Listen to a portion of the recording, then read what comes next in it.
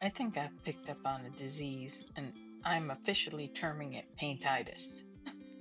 Over the years, I've collected so many different paints from the craft paints to the medium bodied paints, hard bodied. I have a really hard time when I'm getting ready to start a project figuring out what color combinations I'm going to use, which paints I'm going to use. Then you've got to figure out the mediums you're going to put in it. You can see I've got some already mixed together that were more medium and hard body paints, and got them ready for projects or use them in projects. And so some of them are ready to swatch. Oh, and by the way, these lovely Martha Stewart paints, those were so nice. I don't know why they did away with them, but I enjoyed them. And then there's the secret stash that's in a drawer. Some of it's backup, but some of it's additional paint. We don't talk about that. With this drawer with the additional Arteza backups. Don't talk about that. Anyway, the problem is when I go to do a project, I have to swatch paint every time. So here's something I've come up with. What about if you took these blank nail acrylic thingies? I don't know what you call them, but I saw them at my nail salon and I figured out I could buy these in packs of like 100 off of Amazon. And for the craft bottle paints, it's pretty easy. You just dip them into the bottle and you let them dry on a silicone mat.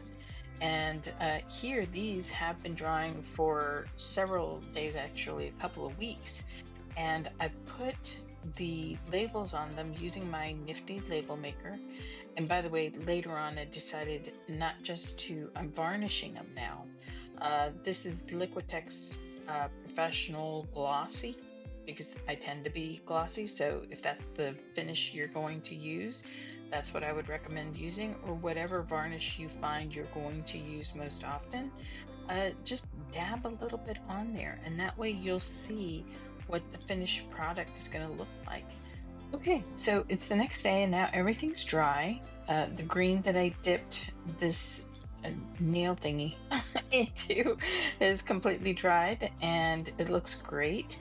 And then for the rest, you can see they're also dry, and you can tell that I left just a smidge of it unvarnished so that you can see what the matte paint still looks like, just in case you want to play with that further. Now I am putting them back onto the D-ring that comes with this set that I got off of Amazon. Also, you can decide how you're going to organize them. I'm deciding to keep all my Deco Art Americana together and just keep the brands together. But further, here's more madness. What I did was I went to the Deco Art website and I printed out all of their colors. And I even notate if a color is opaque or has other features that I need to keep in mind. I put them down and I put the check marks next to the ones I have, and then I put them onto the D-ring, which is really hard to close at first, but it will loosen up over time. And now I've got them organized by what's in the sheet. So if I want to know what colors I've got, I can come straight here, or I can look at my sheet for reference and then pull them out. So the way I would use these is decide, like in this case, I've got Valentine's Day coming up. So the primary color on the little project I want to do is going to be Berry Cobbler. So now I'm starting to pull out some other colors that will work well with it. And I need one more, maybe like a neutral pink.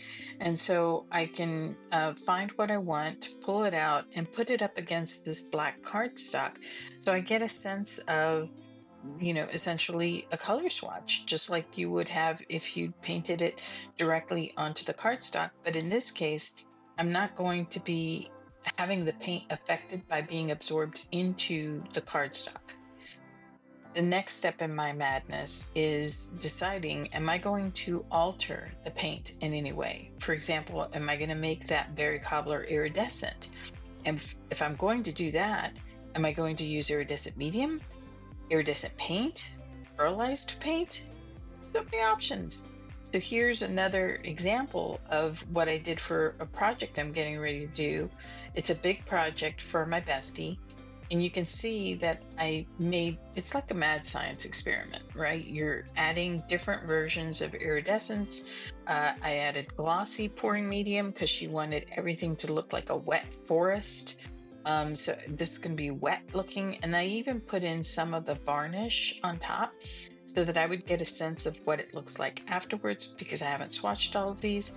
And here it is. I ended up with a nice, what I call Moody Girl palette, and I'm ready to go. Now, that wasn't too hard, was it? So I call it being organized, not OCD at all. Anyway, I hope that helps my fellow mad scientists. Have fun, y'all.